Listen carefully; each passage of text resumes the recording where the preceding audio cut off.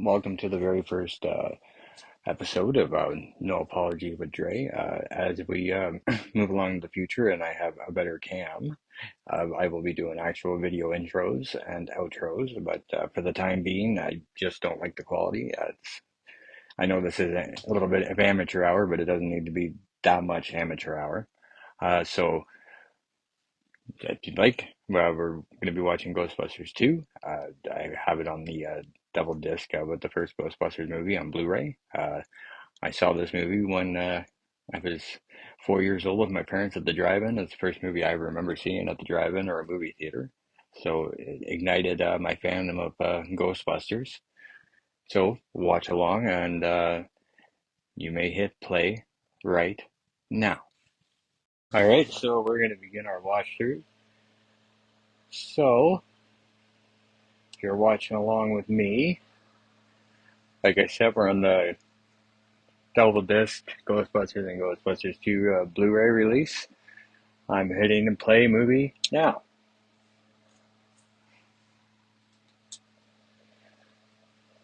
All right. So, fun little fact. Uh, Between 1984 and 1989, the real Ghostbusters cartoon became real popular. So, a couple of little instances were taken from the cartoon and used in the movie, which is why Janine went from that small, short, dark-haired glasses lady to the big red hair like she had on the cartoon, and also Slimer being around the firehouse. It also is because during this time, the all four members were not sure if they really wanted to do a sequel, but they were brought together 5 years later, like the movie just started says, and here we are. We got the movie made.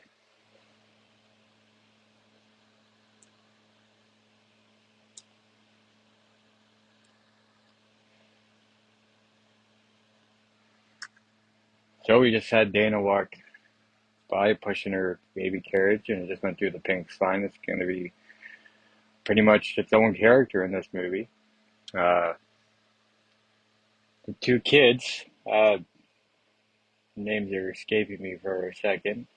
The Dushendorf, uh, the twin brothers, are actually the nephews of John Denver. So, Take Me Home Country Roads is somehow connected to this movie.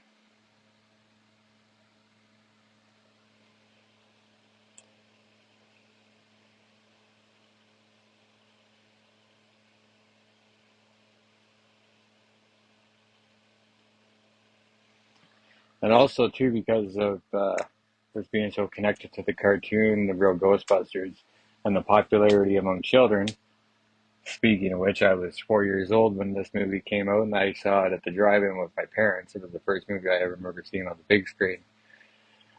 The sexual innuendos were toned down, and there was no more smoking except for the doctor in the psych ward scene that we'll get to, played by Bill Murray's brother, Brian. He was the only one smoking, and sometimes you see Ray with a pipe or an unlit cigar.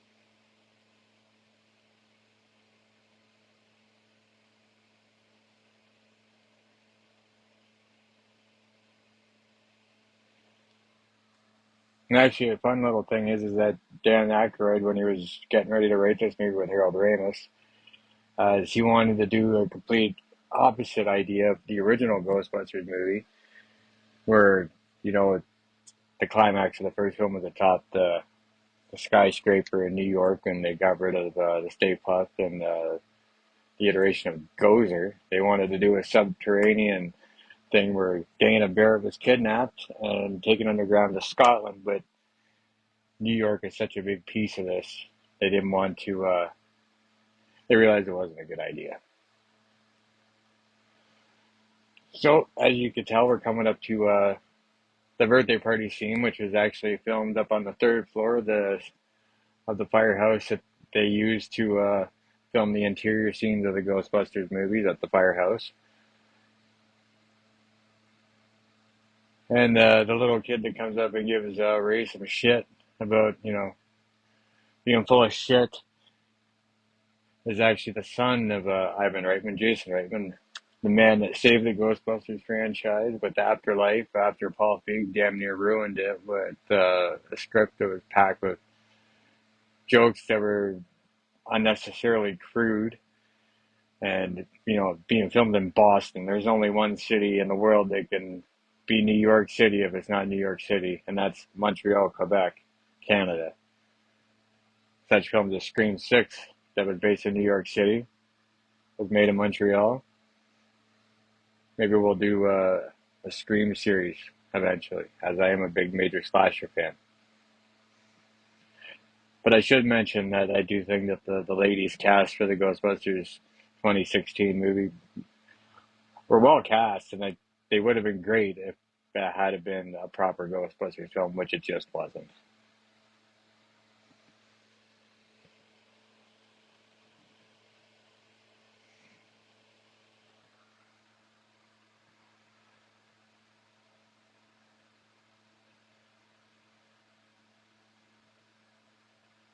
And as Winston just said, the Stay Puft Marshmallow Man was actually supposed to be the Pillsbury Doughboy, but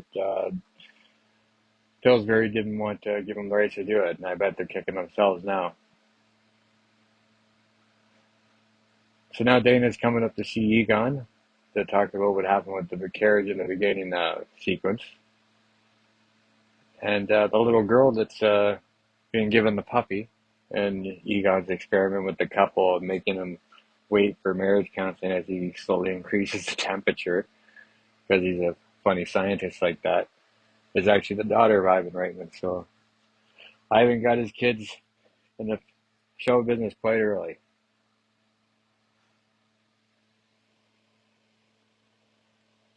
And well, Bill Murray might be disappointed with how the film turned out. It definitely got a lot of kids into the franchise, and there's the reason why we have comic books, action figures. I'm in fact restoring my 1989 Kenner Ghostbusters Firehouse right now. In small steps, I've been kind of taking my time with it. But yeah, if was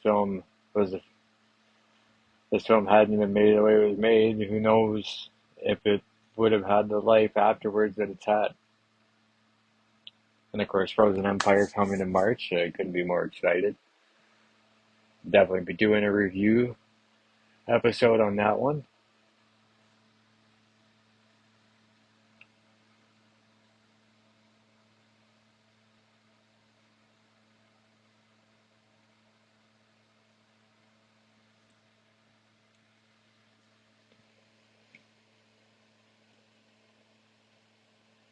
And what's neat too is that during the press tour for this, the guys all ended up on Oprah. And if you get to see any clips of it, in the audience is a very young and excited Chris Farley. So there's a connection there with Dan Aykroyd and Bill Murray on Saturday Night Live, and Chris Farley himself being on Saturday Night Live at one point. Everybody knows about the man living in a van down by the river.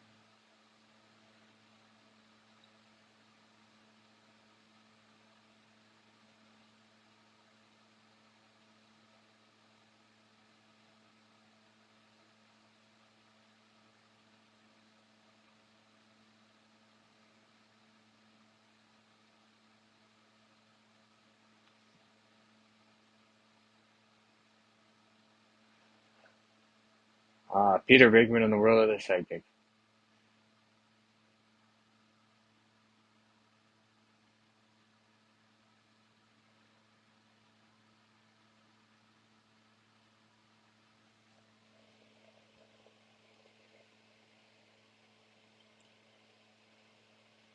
Now, one of the guests on here, Milton England, is actually actor producer of Kevin Dunn, and not the horrible Kevin Dunn from World Wrestling Entertainment's crazy camera cuts TV director. Thank God he's gone if you're a fan of professional wrestling. But actually, when Milton predicts the end of the world, if the Ghostbusters didn't prevent Vigo the Carpathian taking over, Milton would have been right. It'd be in 1989 at New Year's Eve, at the stroke of midnight on New Year's.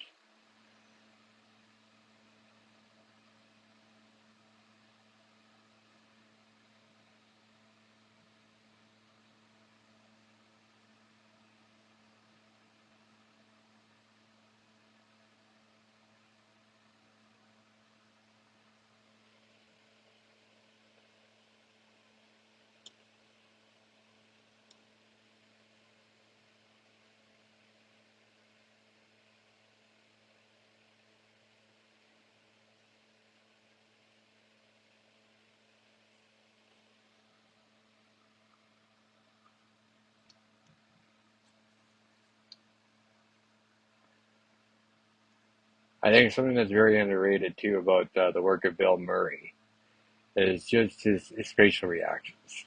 He can say so much with just a side glance or a curl of the lip or whatever. He can do more with that than some actors can do with 3 dozen lines. He's absolutely fantastic.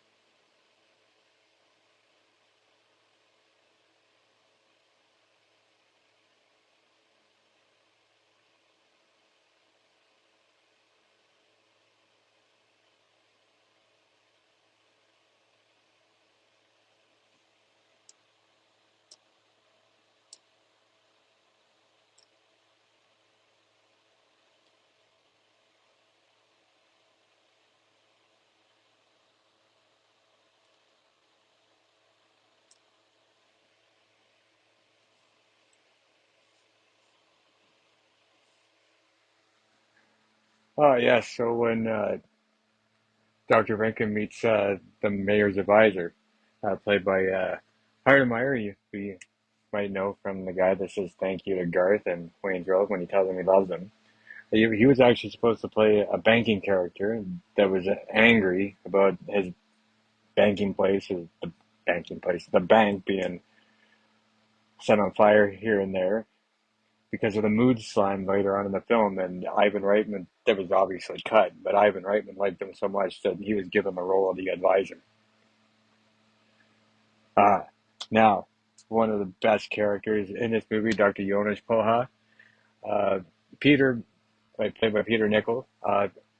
Peter actually came up with this accent from a Meryl Streep film, Sophie's Choice.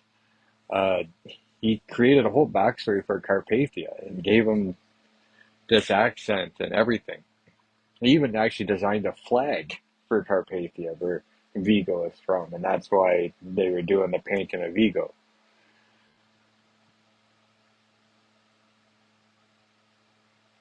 Like, originally, the character was just named Jason. It wasn't very interesting, and I have to say, I'm glad that he did what he did because it totally added another element to the film.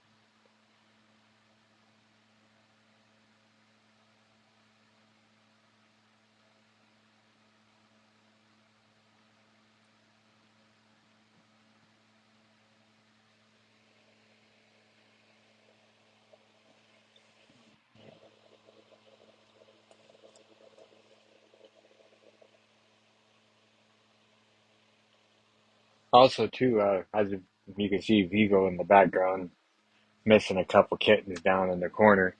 Uh, was played by Wilhelm von Homburg, but his lines were actually dubbed by Max von Sydow, and Wilhelm left the premiere pissed because he was never told that he had been dubbed over. I don't think Arnold Schwarzenegger took it that hard in Hercules in New York.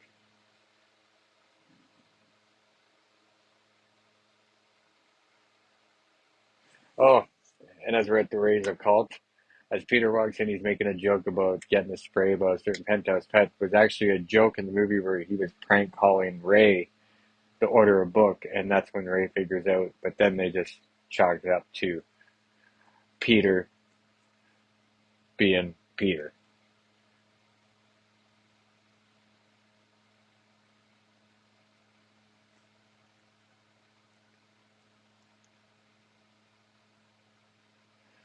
And if you didn't know, the epididymis is what attaches the differs to the testes, which goes to the urethra. He's basically making a penis joke. A smart penis joke, but a penis joke.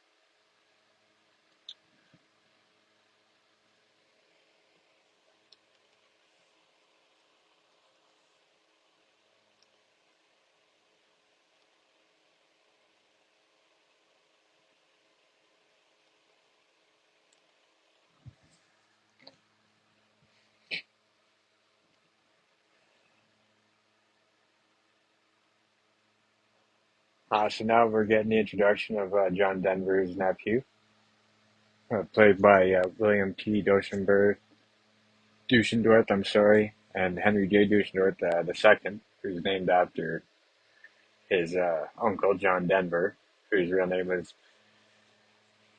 Henry J. Dushendorf.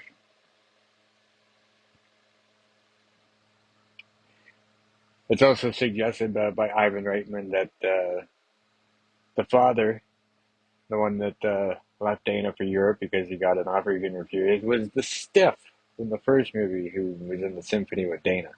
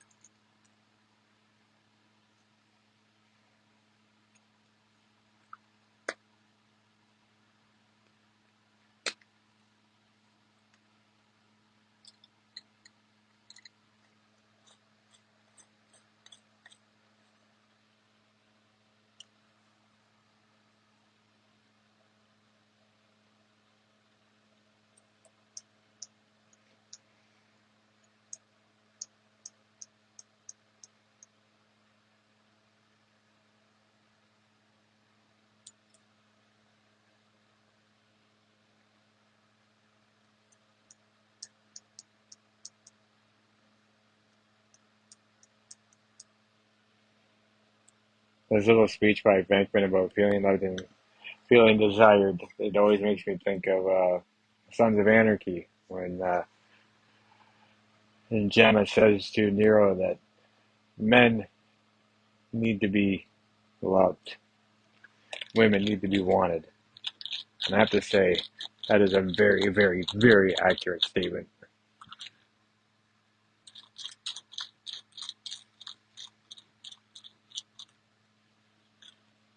And when collecting a stool sample, it's always it's always business. If it's personal, well, that's your kink, and I'm not going to shame you. But ew.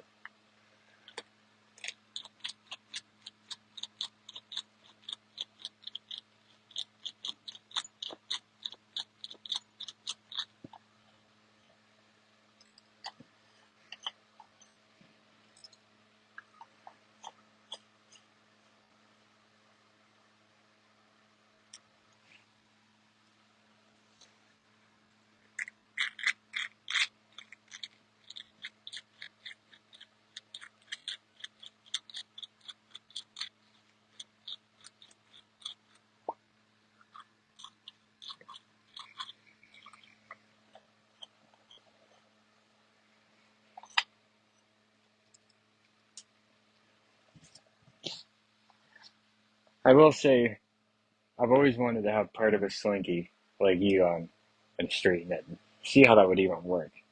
I think of all the little bends and whatnot. I don't know. Could you really straighten it? Maybe somebody down in the comment section and tell me that they've ever straightened a slinky.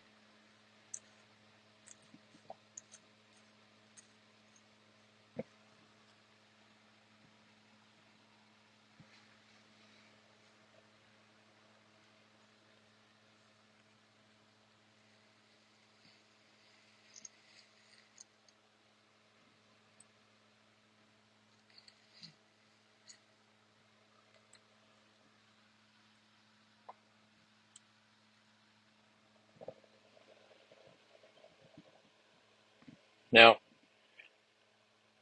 Ivan Reitman has been quoted as saying is that he blames the shift of the zeitgeist for for the film's chilly reception because just about a week later, Tim Burton's first Batman movie came out. But like you said, most people really do like Ghostbusters too now, even if it didn't get that great a reception. But it still did really well at the box office, pulling in $29 million opening weekend, which I'm not sure what that is in today's standards. Probably 100 million or something like that now. But it actually beat out Indiana Jones.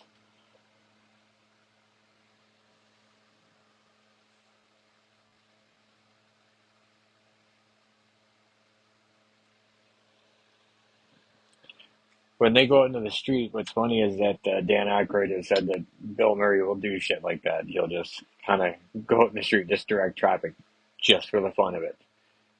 Which kind of goes to the point of maybe the meme is real, where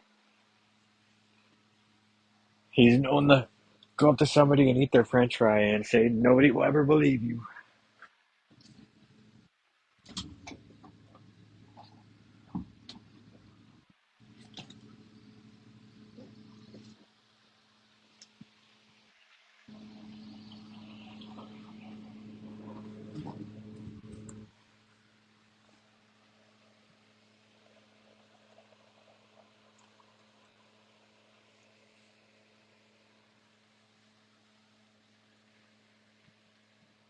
So, like I said, they're digging the hole in the middle of the street, right? So, but they're going to down. That's where Ray's going to find the old pneumatic transit system. Uh, this is actually based on a pneumatic line built in 1870 by Alfred Beach. It operated using compressed air and was built as a demonstration of the pneumatic transit system. The one block long tunnel was built prior to any of the other subways in the area and without city approval. The single station had frescoes, easy chairs, statues, and a goldfish pond. The line was shut down in 1873 due to lack of official and financial support. The tunnel entrance was sealed and the station was reclaimed for other uses. 1912, for the digging of the modern subway system, workers found the original tunnel still in good condition, and the remains of a passenger car. The tunnel was removed, though, to make way for contemporary subway lines, and the car disappeared. I don't know where that car is.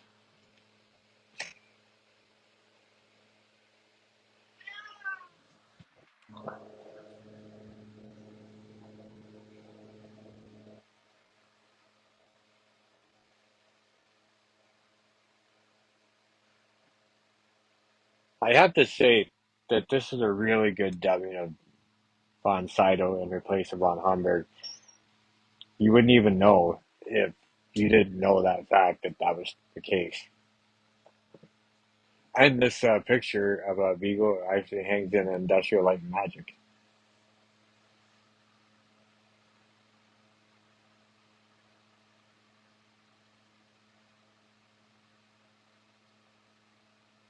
Again, Peter Nichol, with fantastic character work. A child? A child? And he gets the lightning zaps. A child. Brilliant.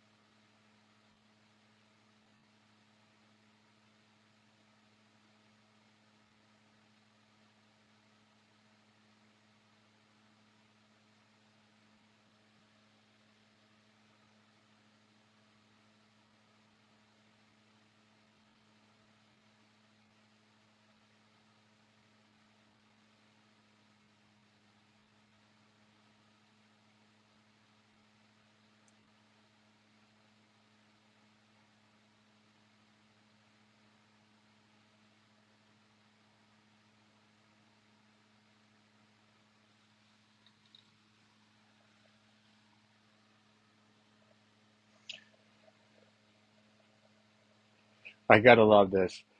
The phone lines are over there.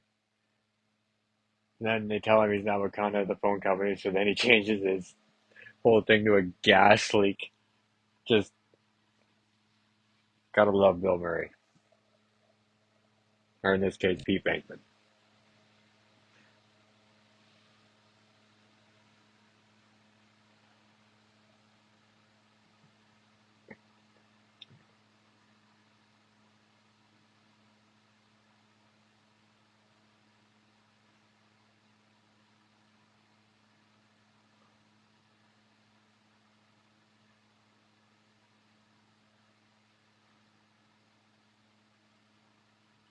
And, typical Ghostbusters fashion, trying to do something good. They caused some mass hysteria by knocking out the power on the entire island.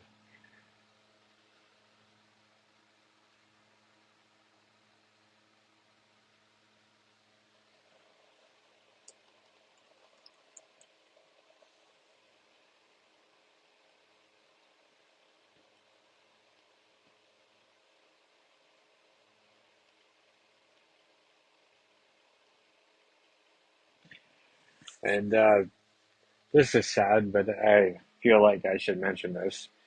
But I can't believe I'm going to do this according to YouTube standards, because I think it's absolutely ridiculous that we have to abide by some of these rules. But Henry J. Dusendorf, one of the twins who played Oscar, he died 7 years ago. Well, it'll be 7 years, June 14th. He removed himself from this earth at the age of 29. So just a quick little shout out, if you need help, there is people that care.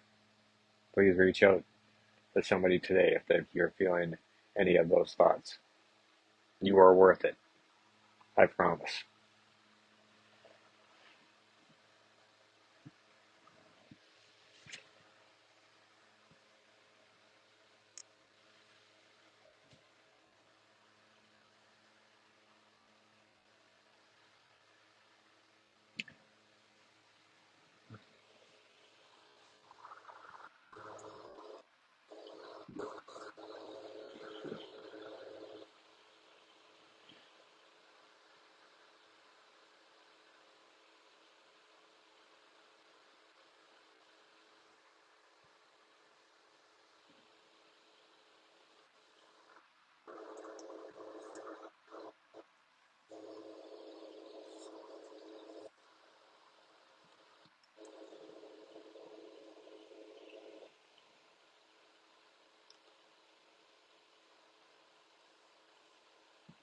Ah, the district attorney, the prosecutor here in this court that's trying the Ghostbusters, is played by Janet Margolin, and this is actually her final film before she died, December 17th, 1993, at the age of 50. So she was 46 when this movie was made, and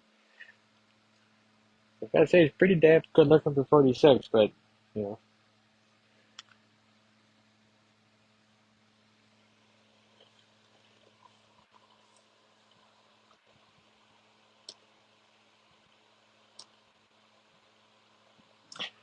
And just a fun little thing, the suit and tie that Venkman's wearing here during the courthouse scene is pretty much the identical one that he was wearing when they purchased the firehouse in the first Ghostbusters film.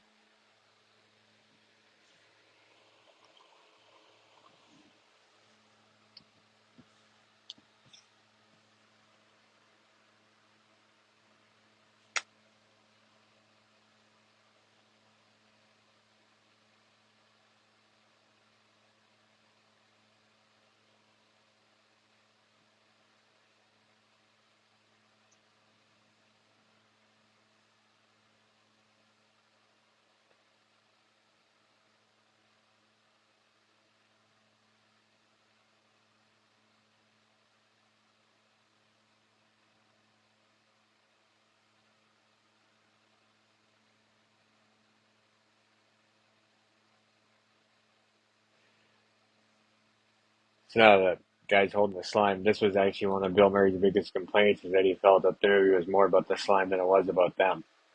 Which, I mean, I guess I can understand that gripe considering the first movie was until Winston showed up as a trio, a comedy acting trio, being masters of their craft. But again, this was supposed to be more for the kids, right?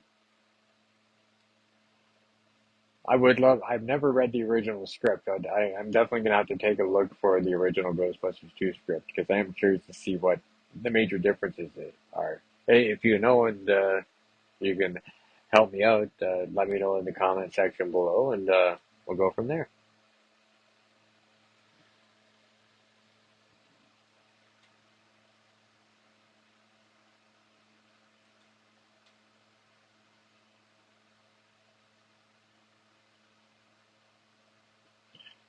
There's so many holes in First Avenue, didn't think anybody noticed. That's another reason why you can film something in Montreal and call it New York City.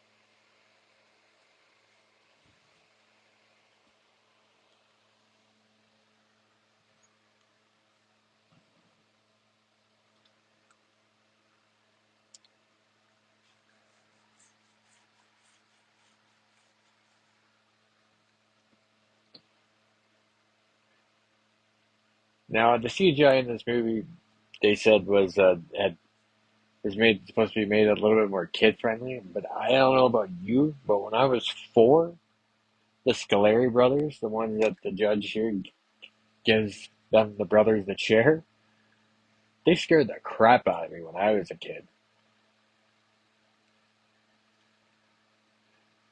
And if you look at them, they're actually based off the Blues Brothers from 1980, with the big one obviously, being John Belushi, Jake, and Dan Aykroyd himself, Elwood, being the skinny one.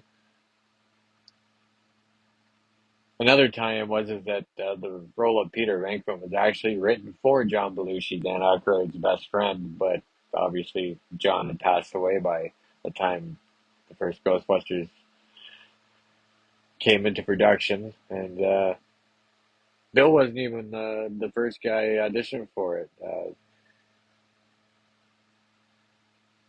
There's a few of them that slip my head right now, but I do know John Lithgow was the guy that was originally supposed to play Egon, or one of them that was considered, but Harold Ramis ended up walking into the role, and thank God, because there's only one Egon.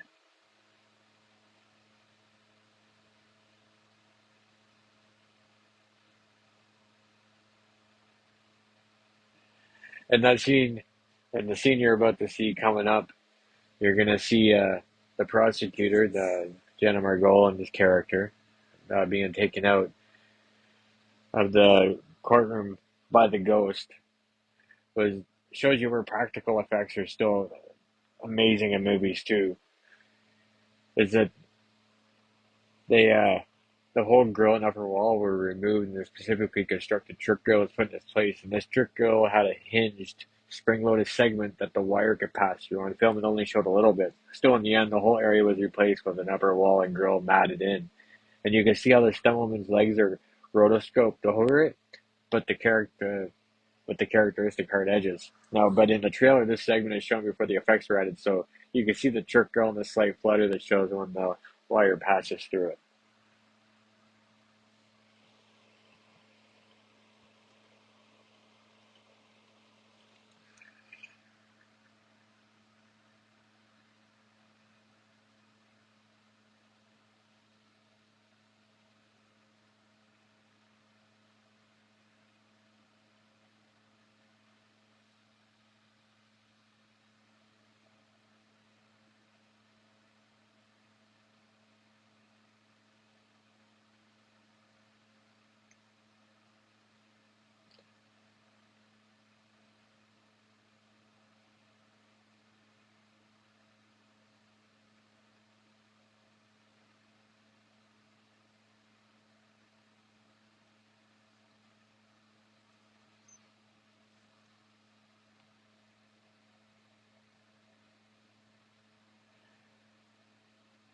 I always felt like they knew that they didn't make the ghosts like dissipate or whatever, like complete platonic reversal, as Ray calls it when they thought they got rid of Gozer the first time in the first movie. But more of it just a trick to get them to come back out so they could lay their trap. 'Cause they fire up right away.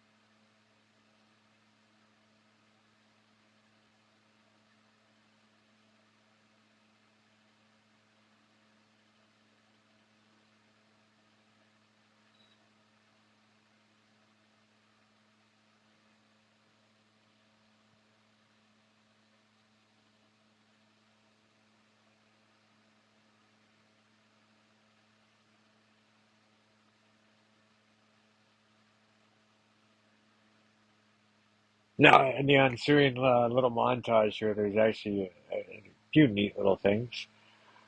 Uh, Part of when during the sequence when they're putting the signs being put back up, you'll see the phone number there, 516-374-2340.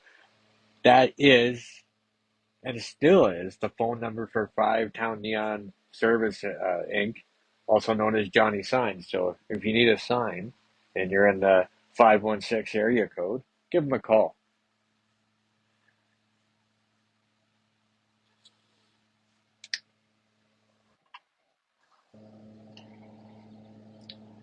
And I know this jogger running to the park that they catch was actually supposed to play the Statue of Liberty, but he ended up, Jim Fry, I believe his name is, ended up playing this and the Skinny Scullery brother.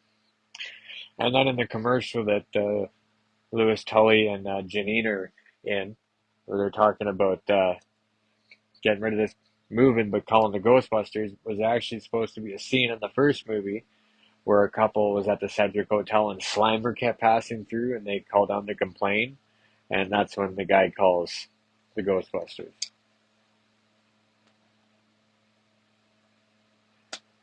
And of course, there's Ray driving really crazy around here and Peter looking up going like, what the hell?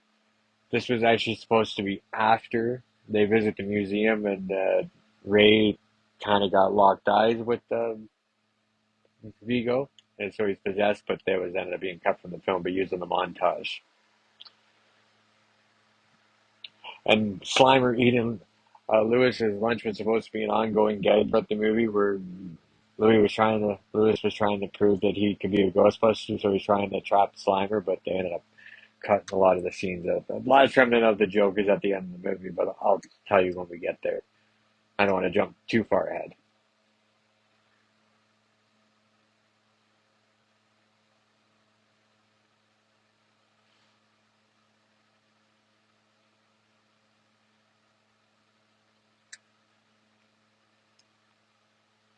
I should look in to see if I can get a hot thermal beverage mug and balloons for the kid myself.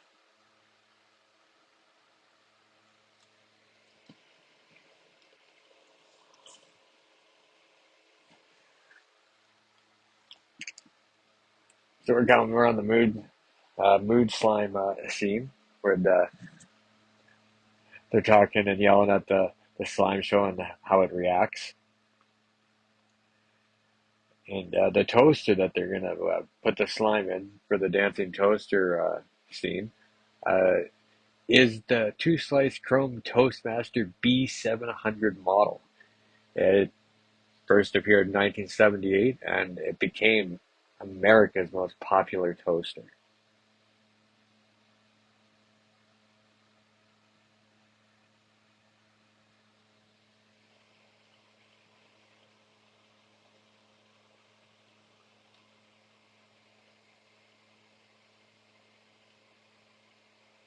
Also, a fun little fact, in the German dubbing of this movie, Oscar is renamed Donald for whatever reason.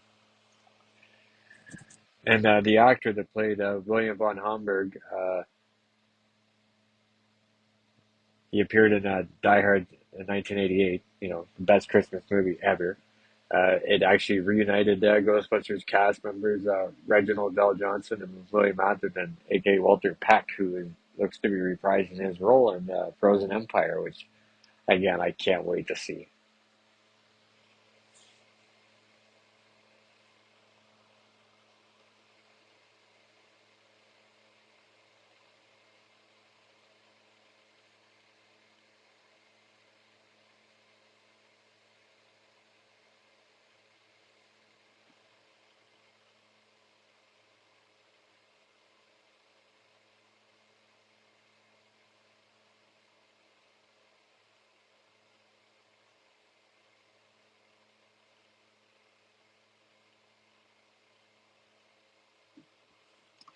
Well, and in case you were wondering, as far as the movie timeline is going, Oscar was born in April of 1989, but they never give us a date.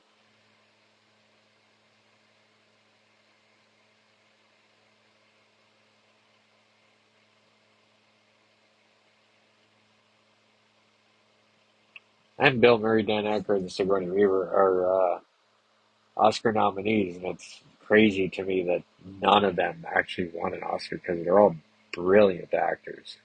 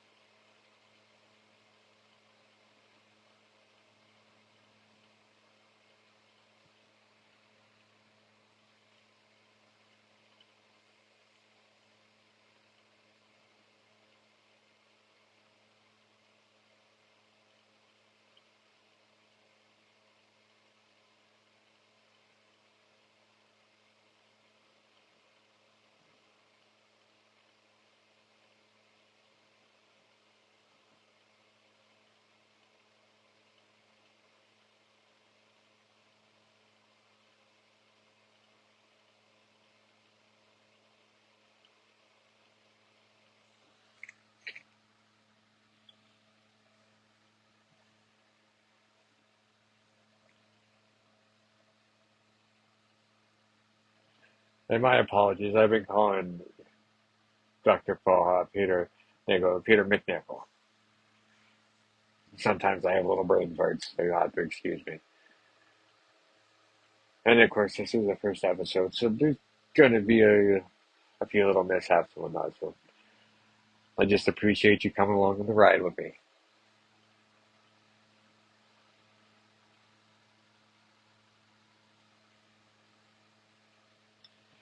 And again, as Giannis here is talking about Carpathia, Carpathia was actually the name of the ship that rescued the survivors of the Titanic.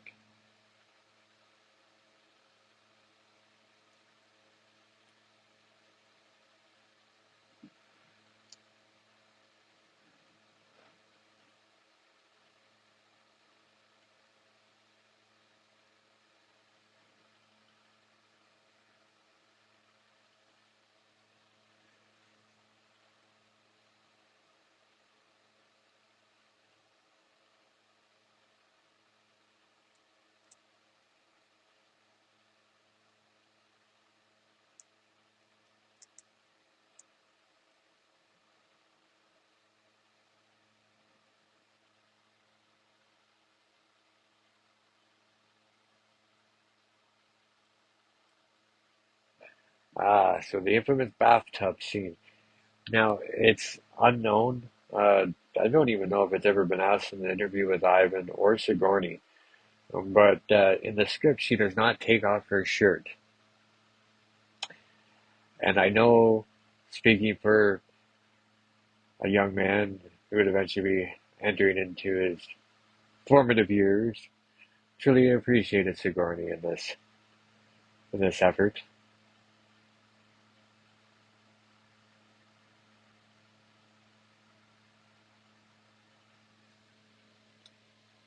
Ivan Reitman actually can reminisces. This is reminds him of one of his films, Shivers, I believe it was called. Was it Shivers? Yeah, it reminded him of his work of Shivers that came out in 1975.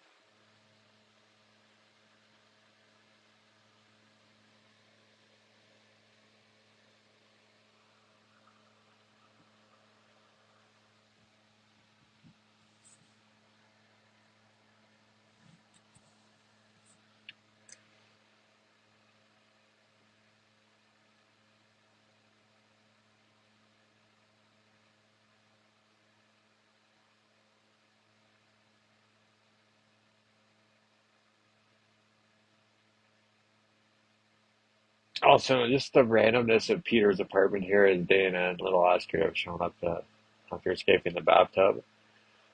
Totally, to me, totally fits the mind of Peter Venkman. Definitely a little messy.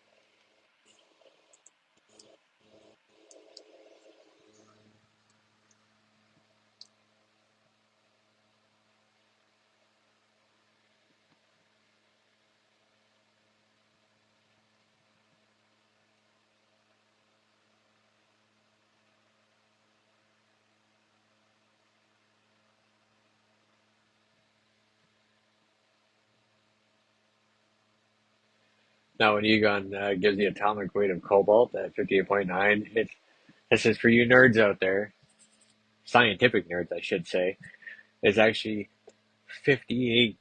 58.933194 without rounding. Cobalt is one of the few metals that only has one stable isotope, so its average and monoisotopic masses are identical.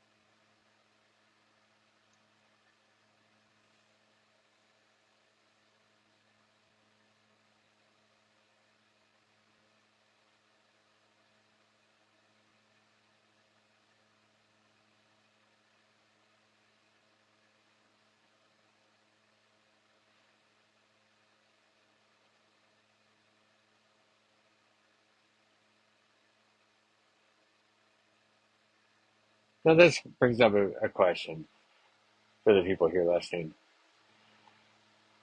When you spoon, do you prefer to have the person come up behind you or for you to be the big spoon? Now, I know for me, I actually like to be the little spoon because in that way my arm doesn't get tired.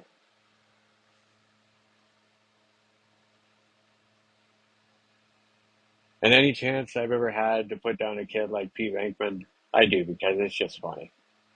And I am a reference monster.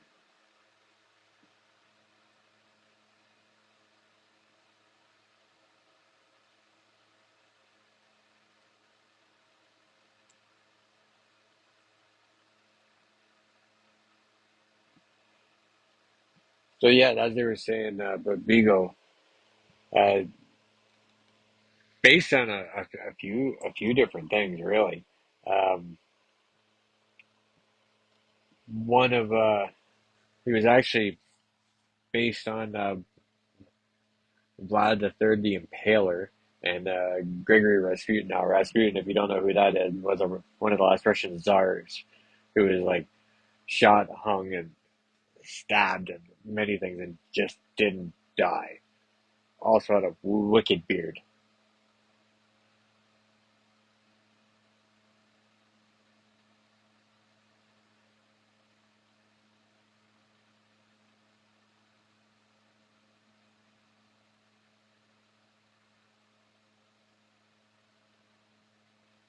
I just love the way Yano speaks. Why are you Kane?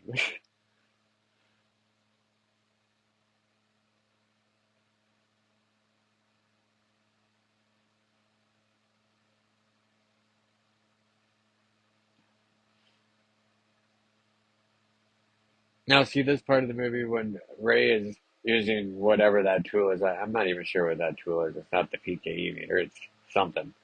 But anyways, when he gets eye locked with them, and obviously later in the film when he's possessed, it was actually supposed to be kind of like a lead up to that, where he's kind of being mesmerized by the painting here, and that's when that scene in the montage when the Ghostbusters are getting back into business when the car's driving around crazy, like I said, was actually him being possessed by Vigo.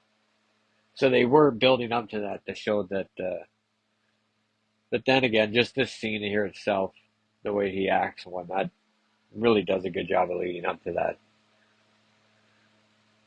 Again, this film is just top to bottom. The cast is just fantastic.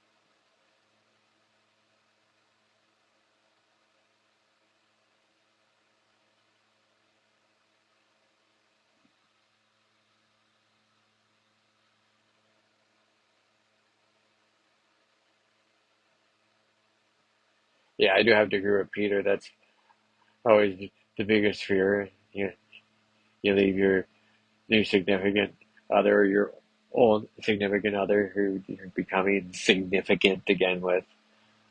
You're away for a few hours and they clean.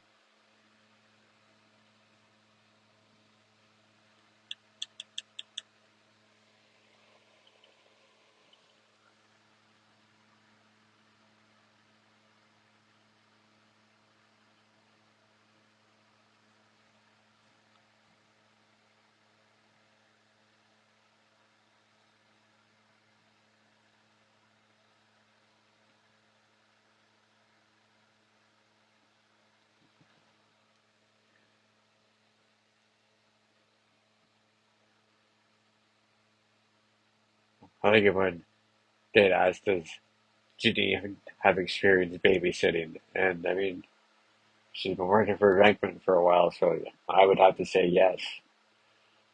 With all the Ghostbusters, she definitely has experience babysitting.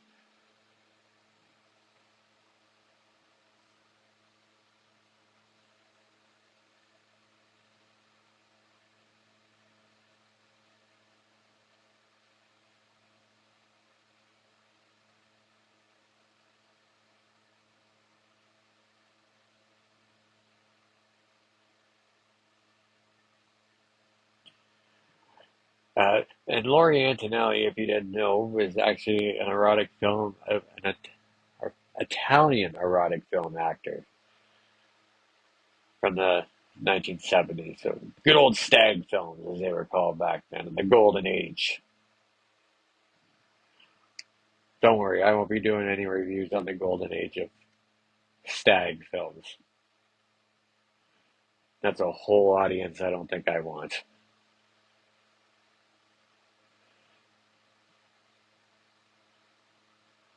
And I do realize that P. Venkman was really my dad in a lot of ways because I've been known to hang stuff out a window for 20 minutes and it's totally fine. It doesn't need to be washed.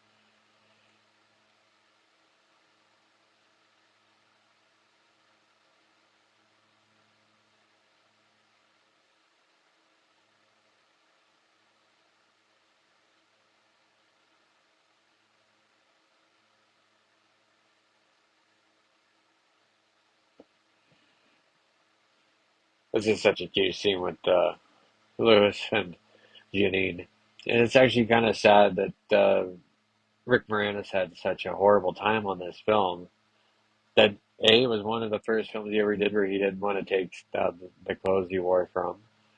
And he was so disenfranchised from the movie that he turned down uh, a cameo in 2016's Ghostbusters, which I don't blame him. That movie was bloody terrible. And at no fault of the actors again. You know, Melissa McCarthy, um, one of my all-time favorite comedians ever, Kate McKinnon. Like, they were all great. It was just the wrong director, a bad script. It's just a shame because they really could have been amazing in this franchise.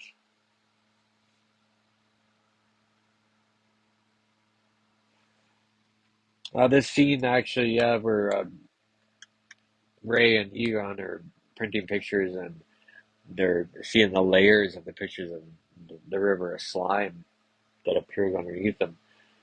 This was actually filmed after reshoots because Ivan Reitman realized that it was kind of made it more about Pete and Dana rekindling their relationship when it didn't have enough thrills and excitement, scary excitement to show like there was consequences. So this was one of the reshoots they did. I'll point out another one as another one comes up closer to the climax of the film.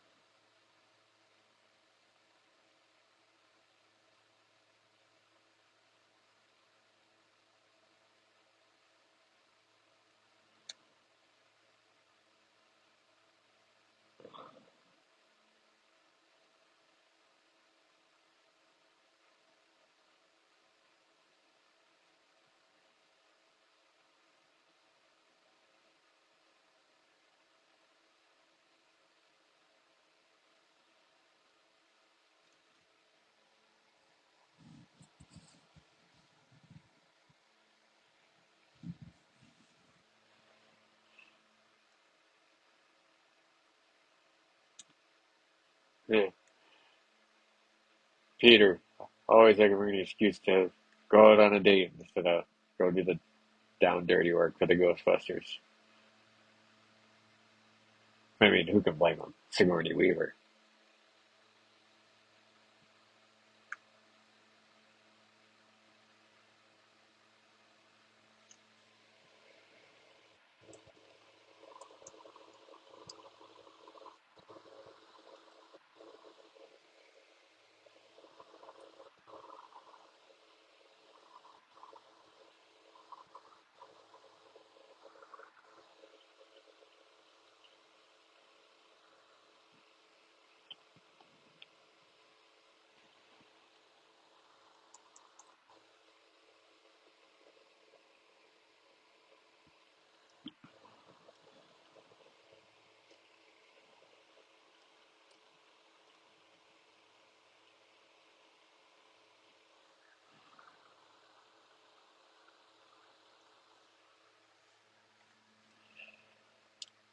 So remember the echoing and the ghost comes back and says Winston.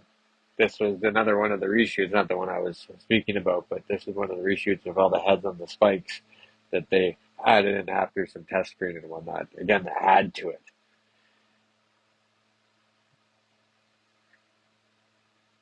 And Egon's line about going any further, or we go any further, I think we should get our proton packs. This was the first time the term proton pack was ever officially used on screen, which is actually pretty crazy when you think about it.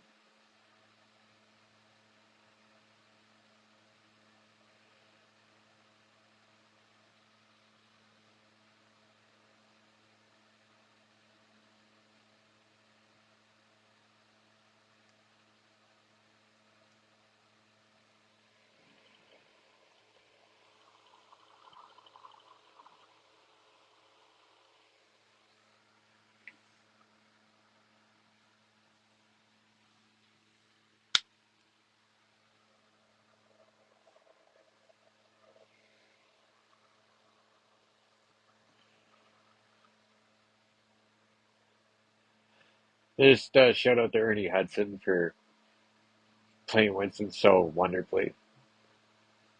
I get more into the Winston character when we do a watch for the first movie, but just another fantastic actor, and we really owe it to him that the reemergence of the franchise with the success of Afterlife, he really pushed forward with Ghost Corps, and there's actually even talk about a possible television show being in the works, since that's what the mediums are all about anymore. It's not about movies; it's about television series. The small screen has become the big screen in a lot of ways, and I myself would love to see Ghostbusters hit the small screen as well as it has in the big screen. I mean, you could do something along the lines of different franchises of the Ghostbusters. Maybe it's one that somewhere in LA or down in Texas, or maybe in a frozen area, maybe in Canada during the winter.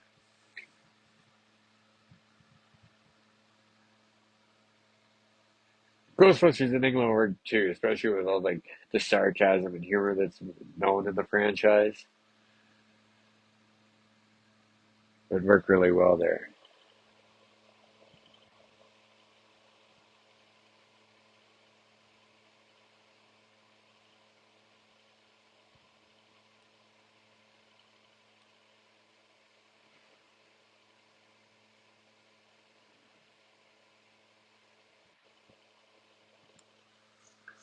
Oh, it's really kind of a neat faux pas. As the original VHS Laserdisc in the movies was in letterbox, which there was a big printing problem. Uh, Now that to make matters worse, it was not letterbox in the film's original aspect of 2.35 to 1, but letterbox and panned and scanned into 0.66 to 1 frame. So viewers who like full frame movies had to put up with the black bars at the top and the bottom, and the people that enjoyed the original aspect ratios had to deal with the picture that was cropped on the sides and panned and scanned in some shots. It wasn't until the DVD release in '99 that it was the first time the film was presented in its original 2.35 to 1 aspect ratio on home video.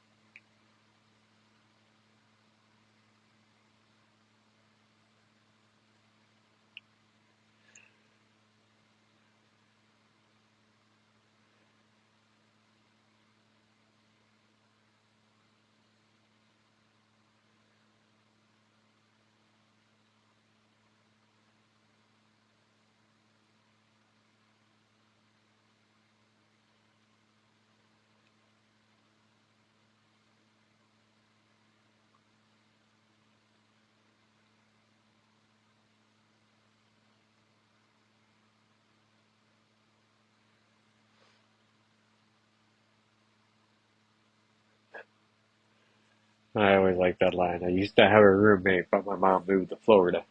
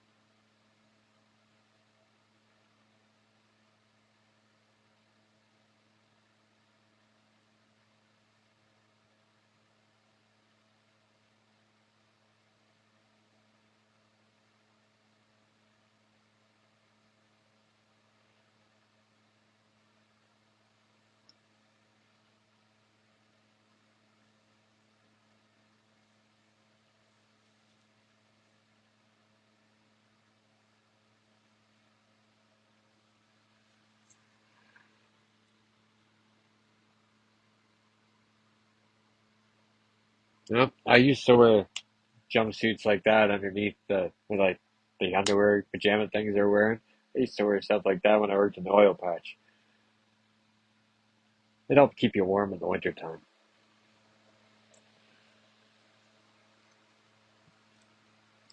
So yeah, now the Ghostbusters are walking into the fancy restaurant here. Uh, the man that's with the pretty blonde date that gets slime when Ray flings his hand back to point to the museum. That's Peter Mosen. He's a Ghostbuster super fan who used to do promotional work as a Ghostbuster, complete with his own Ecto One replica for Columbia Pictures and now comics in the 80s. He was profiled in Real Ghostbusters magazine in the fall 1990 issue.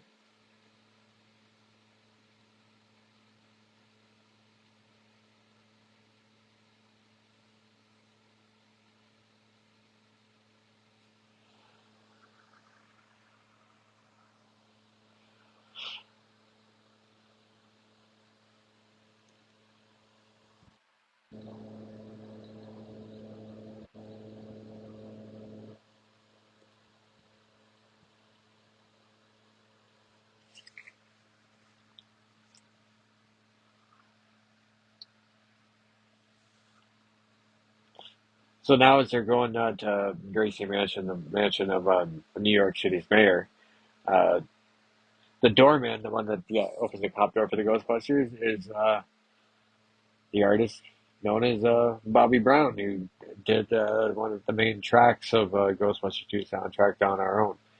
One of my favorite Ghostbusters songs ever. My favorite Bobby Brown song ever. It's also in Grand Theft Auto 5 on the pop station. Yep, he plays a doorman there. One of the cameos in this movie.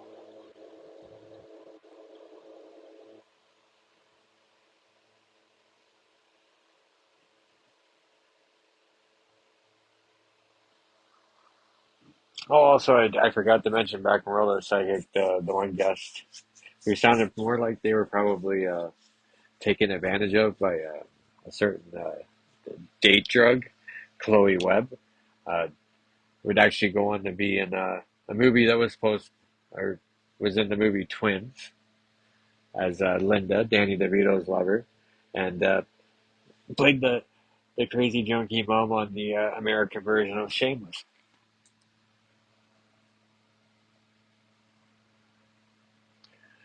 So in this here scene that when the Ghostbusters are meeting with the mayor, uh, Ray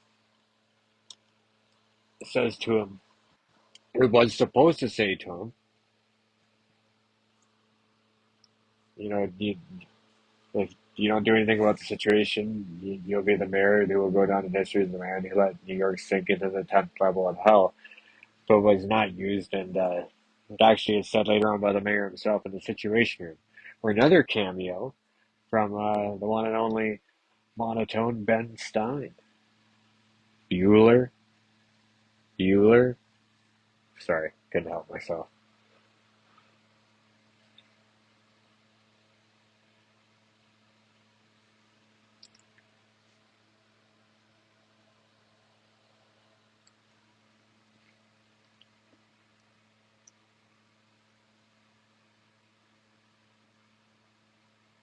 And nobody describes stuff like Winston to dumb it down for the layman.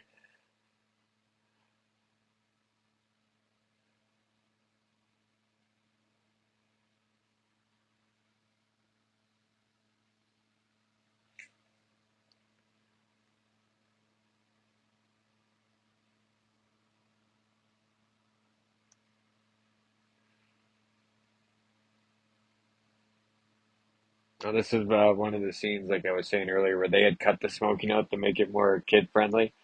Where This is that one scene where Ray has an unlit stogie in his hand.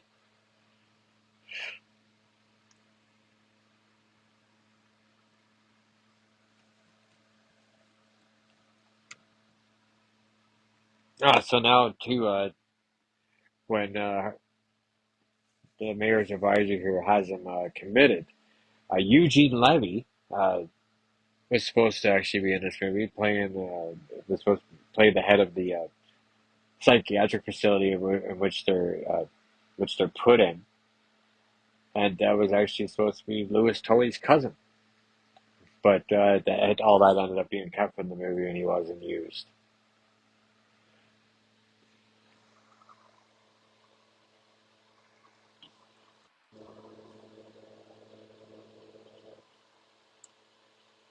But Brian Doyle Murray, who plays a psychiatrist at the mental hospital that they're all talking to, is actually Bill Murray's older brother.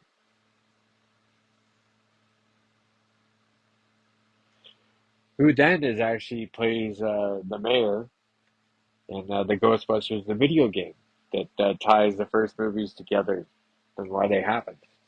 If you've never played them, it's available on the original PlayStation 3, and there's a remastered version on PlayStation 4, and I believe on the Xbox as well. Excellent video games, especially if you're a fan of Ghostbusters. You get to use a proton pack and everything. Why wouldn't you? Now, this scene here is has been thought to be. It's never been confirmed. Um, Brianna there is surrounded by the candles. It's supposed to be like the scene in the original Ghostbusters when Venkman goes to see Dana to tell her about Gozer, the Sumerians. So the candles are kind of like the fountain. I mean, some say that I don't know. I think that's a bit of a stretch there myself, but who knows?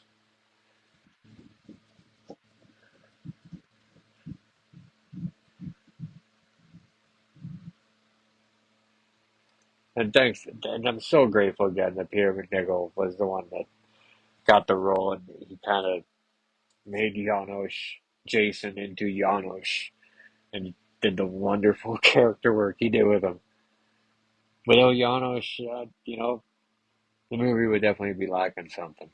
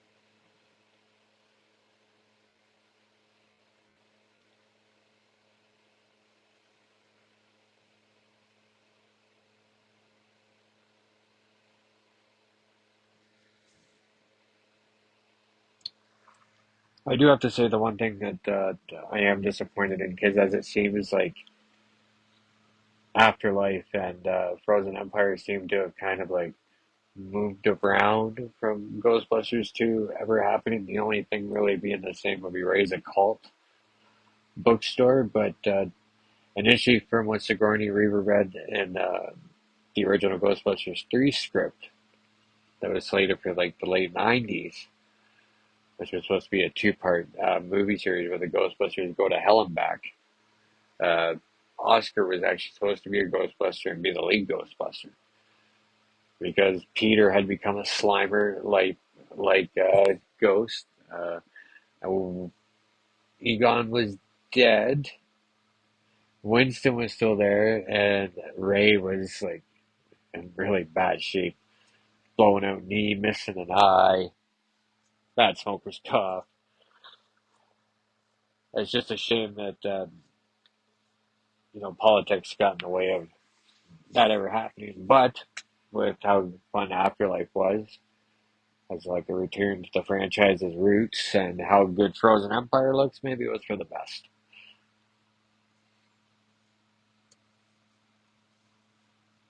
Now the slime that's enveloping the art museum after Dana walks in was actually supposed to swallow up Hardemeyer's character, the mayor's advisor. Instead, we get him singing out in the crowd, which is actually kind of fitting that he goes from being such a grumpy prick to, you know, singing to goodwill.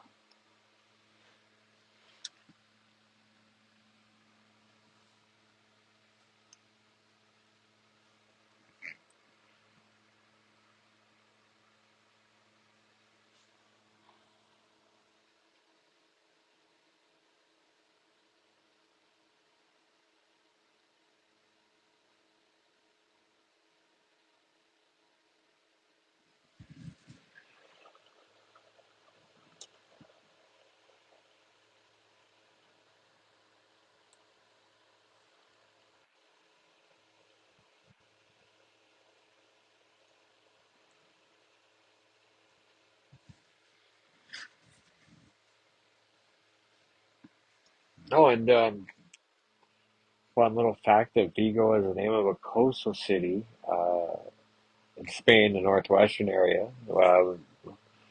Now, forgive me if I'm saying this wrong, but located in the province of Pontevedra in the autonomous region of Galicia.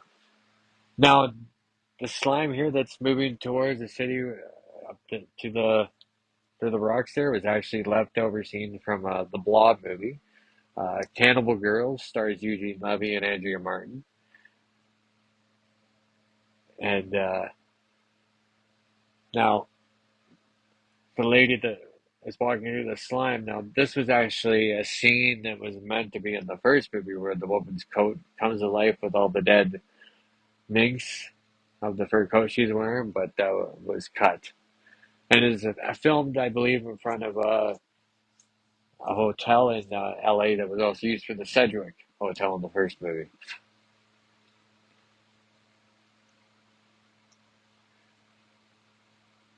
And Flip City, the song that's in this scene right now, is written by Glenn Frey, who made quite a bit of music for TV shows and movies in the 1980s when he broke away from the Eagles.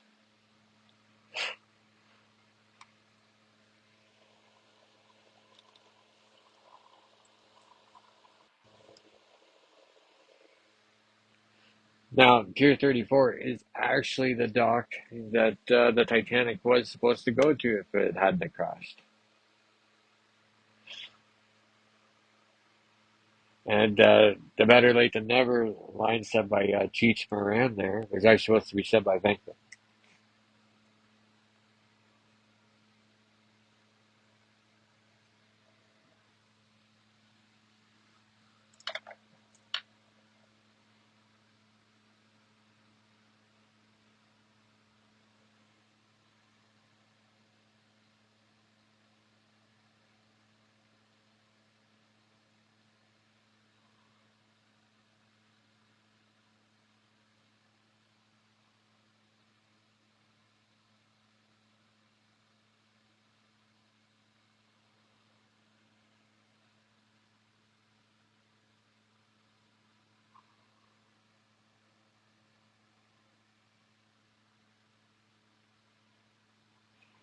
Well, the mayor's line there about talking to LaGuardia there, which brings actually a question of mine. Maybe something maybe you guys have thought of before. If there was anybody that was dead that you could sit down and have a conversation with, dinner with, or whatever, who would it be and why? Myself, I think one of them would have to be Jim Morrison, just to kind of hear about his demons and why he made the choices he made. I just think that would be a really interesting conversation.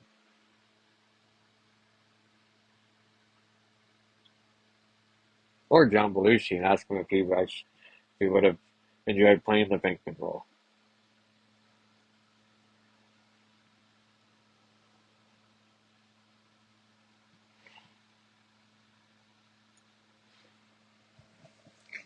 Now, see the scene here where they're getting out of the psychiatric hospital there, being led by Lewis Tully was supposed to tie in with Eugene Levy playing his cousin and being the head of the facility.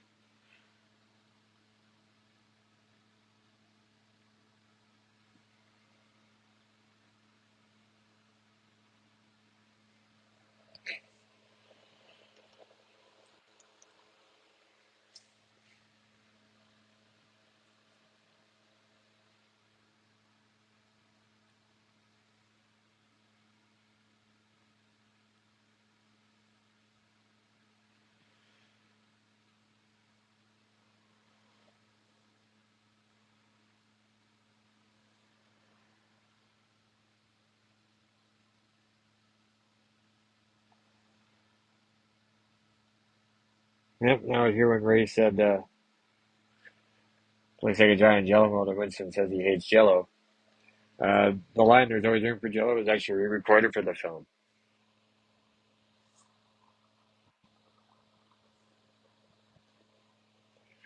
And "There's always room for jello" was a 1960s advertising slogan for the famous gelatin dessert, which comes from animal bone marrow, so don't let vegetarians eat jello. Or a vegan eat jello, because that would just be mean. And jello first came out in 1897.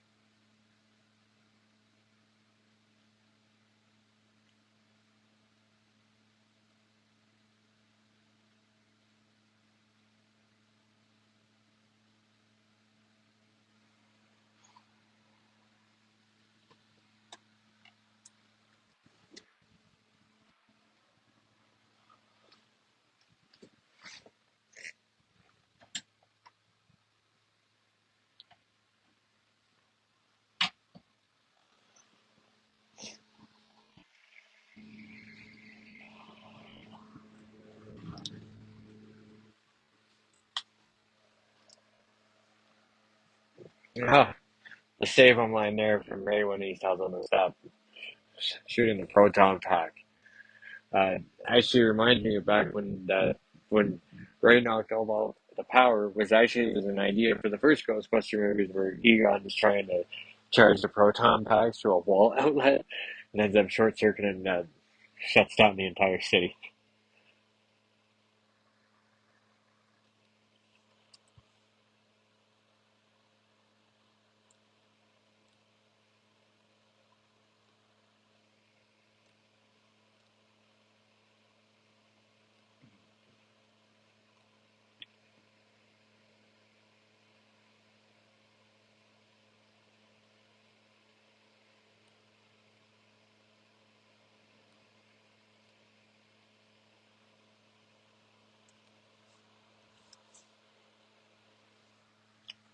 So when they're coming up with the idea for something pure on the Ecto One, which funnily enough was actually on the verge of breaking down at the beginning of the movie and did break down on the bridge scene. The Statue of Liberty is first introduced as an image on the Ecto license plate, right? In this movie, because the New York State license plates began featuring the famous monument in 1986 for its 100th year anniversary on its license plates.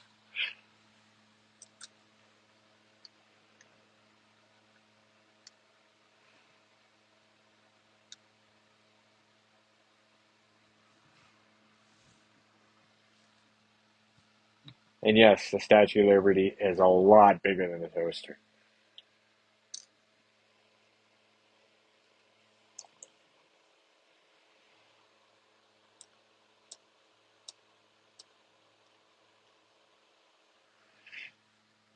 And once again, another scene as they're slamming the inside of the Statue of Liberty here to get her to move. And probably should have patted her feet, like they said. There's another unlit cigar, and that's between Ray's mouth, teeth, I should say.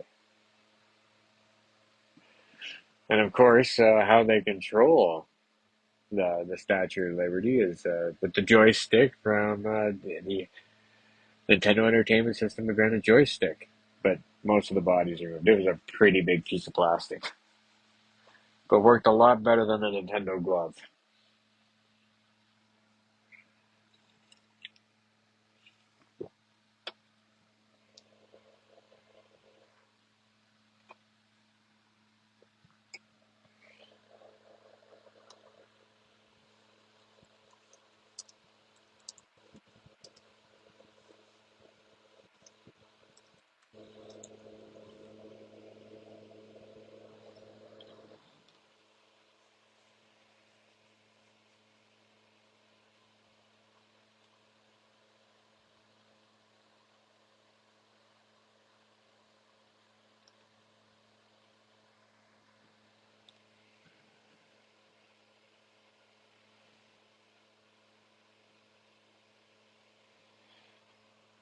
Now, that's one little thing. Now, I remember maybe it's a Mandela effect type situation, but the song that they used to get the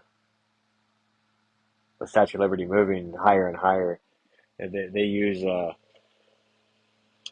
Howard Huntsberry version for that, but in the toaster scene is actually the original by Jackie Wilson. Or I don't think it's the original. I think it's a cover. Maybe I'm wrong. Tell me in the comments. My Jackie Wilson's was personally my favorite version of that song. So now we have Lewis Kelly in the full Ghostbusters outfit. Or his line in "This equipment's heavy" is kind of like a throwback to the first movie where the actors complained about the proton pack props being really heavy. But this, him being in the Ghostbusters outfit, was actually supposed to be the conclusion of the joke, where he was supposed to spend parts of the movie trying to trap Slimer and to prove he was a Ghostbuster. And this was coming to coming to that joke. Sorry, lost my train of thought there for a second. The old stoner brain sometimes has a hard time.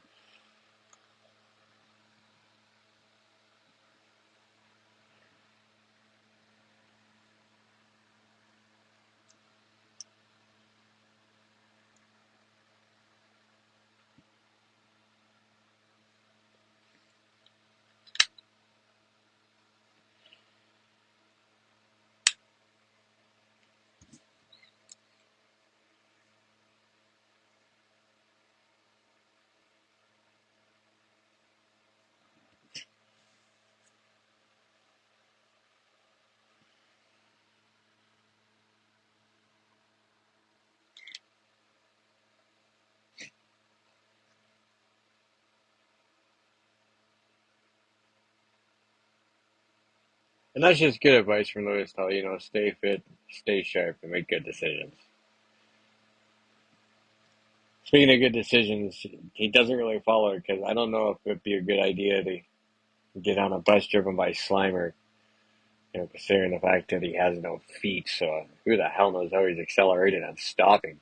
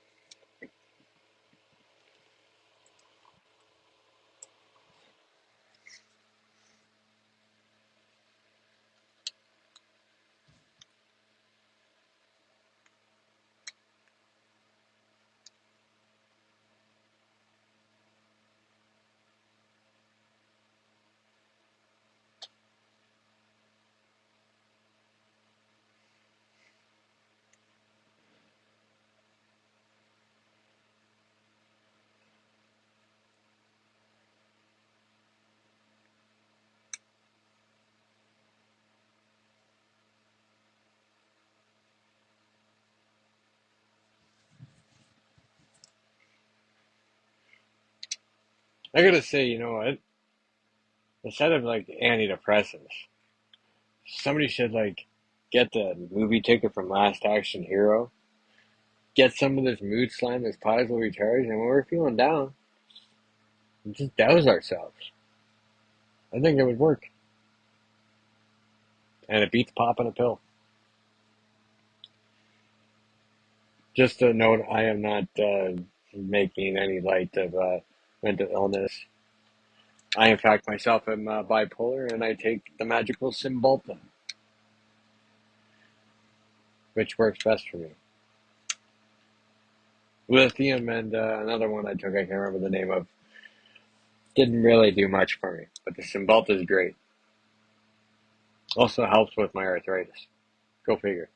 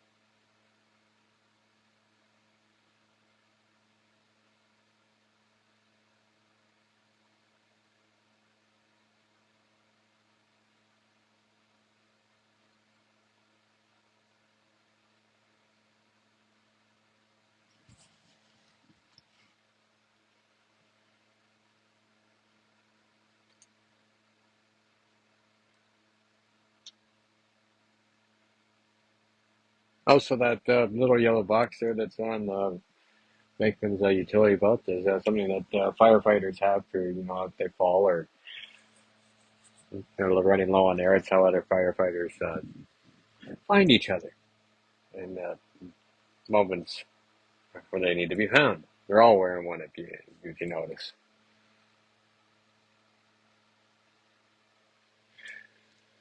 So this part right here where Peter's taunting Vigo for picking, you know, the tri-state area rather than like the San Fernando Valley to reincarnate among Earth's living. In real life, the Filmation Studios' animated series Ghostbusters was located in the San Fernando Valley region of Southern California. Actually, in the Reseda area, to be exact, if I remember right. The adjacent area to the studios was used to a great extent in Boogie Nights 1997. And ironically, the 1970s live-action version had a cartoon opening with the New York City skyline. He-Man and the Master of the Universe from the birthday party was another hit by Filmation. Well, that whole 6 degrees of Kevin Bacon type thing.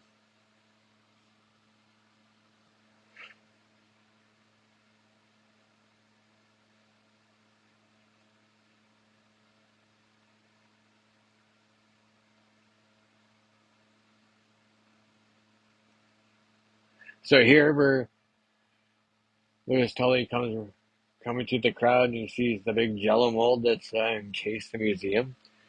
This was supposed to be the conclusion of the joke that he is the Ghostbuster, because as we know, the shell is going to shatter and disappear, and he's going to think that he was the one that did it.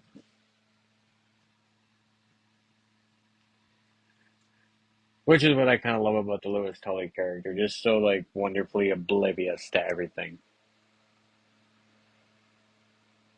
And Rick Moranis was just a brilliant actor and a hell of a decent man who quit acting when his wife died to raise his children.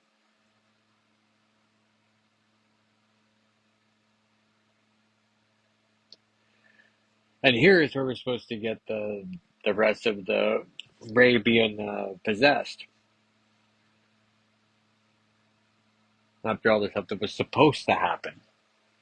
All the reckless driving and the Ghostbusters trying to be killed by Vigo, but Winston saving them by grabbing the wheel.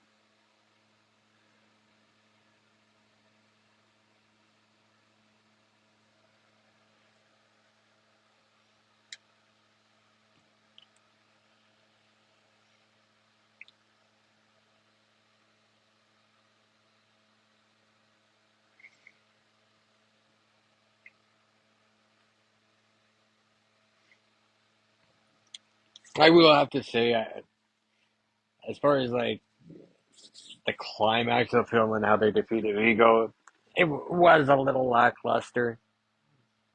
Didn't kind of have that same big. I think they tried to use the same feel that they had from the first movie, but they explained why that worked. This they didn't really explain why this worked. So I can kind of see that frustration to it.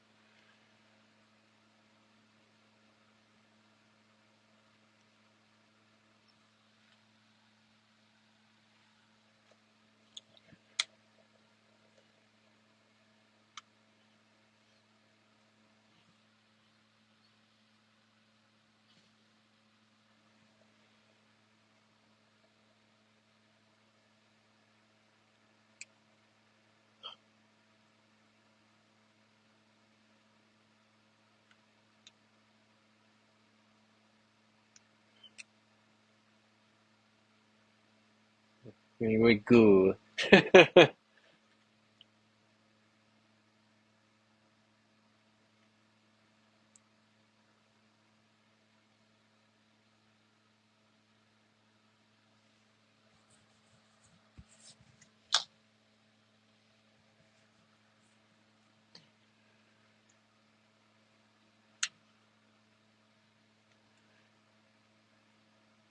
Although this joke here at the end with the four of them being the painting now was pretty funny.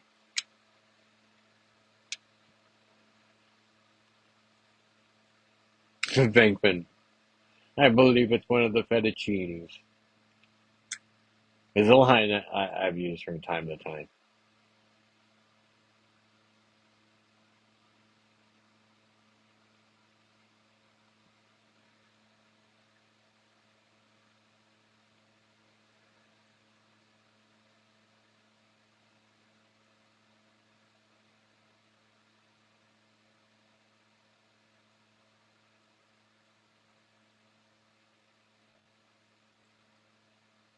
And so that concludes the very first watch along on No Apologies with me, Dre.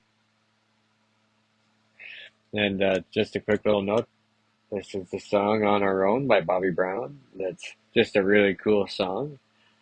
And again, used in Ghostbusters, well, yeah, obviously it was used in Ghostbusters, Andre, come on. But using Grand Theft Auto 5 on the pop station. And apparently it's played on a lot of 80 stations around. But I couldn't tell you the last time I listened to the radio. I'm either Spotify or Apple Music, depending on which one's giving me a free trial at the moment.